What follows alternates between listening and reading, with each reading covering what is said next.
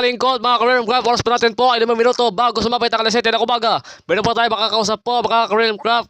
Isa pong dalaga po na senior high student ang nananawagan na palayain po ang kanyang mga kaibigan o mga kaklase dahil po sila po ay dinakip at ginawang nagtatrabaho daw po sa illegal na banking app.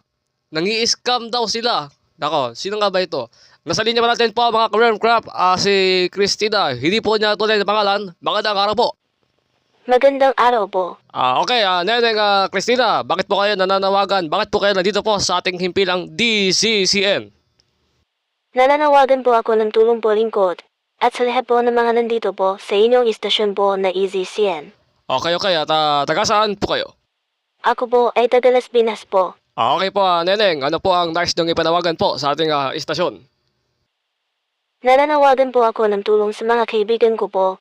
Pinipili po sila magtrabaho bilang illegal na banker po sa isang illegal po na banking app. Ay, naku po, naloko na. Paano nagsimula?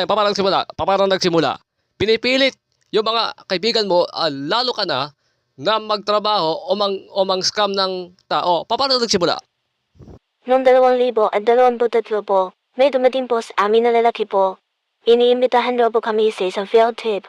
Nakita naman po namin na mapagkakatiwalaan po yung nakaharap po namin. Pinangakuan daw po kami ng field trip sa Aurora po. Kasama daw po yung mga teacher. Okay, pagkatapos, ano po yung mga sumunod pang mga nangyari?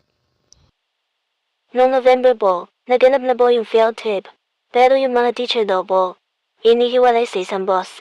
Kami po mga student na sa isang bus po.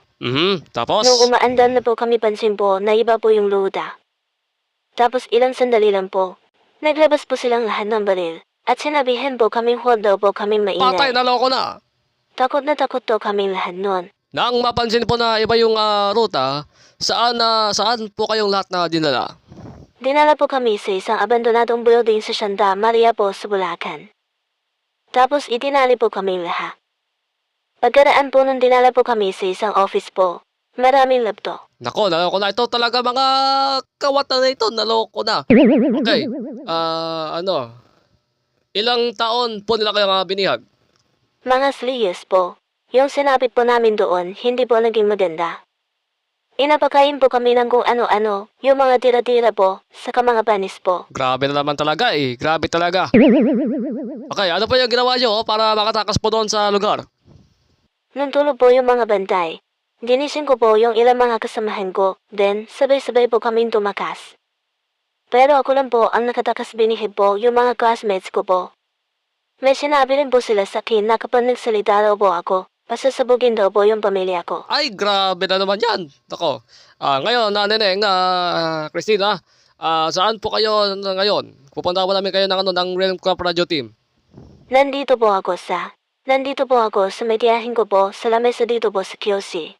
Tinulungan niya po ako para makabalik na po sa Las Piñas. Maraming salamat din po at kayo po ay nanawagan po sa ating himpilang Realm Craft Radio DCCN 909 ay tutulungan namin kayo na makauwi po sa inyong pamilya po sa Las Piñas. Maraming salamat po, Neneng. Maraming salamat po talaga lingkod at sa lahat ng taga-EZCN. Kaawaan po kayo ng Diyos. Maraming salamat po. Yan po mga kalingkod, mga Realm Craft, nakapanayan pa natin po si Christina, hindi niya po tunay na pangalan. Nananawagan po na palayain po ang kanya mga naging kaklase na nabiktima po ng peking field trip at pinilit na magtrabaho na mang-scam sa isang abandonadong building daw po sa Santa Maria, Bulacan.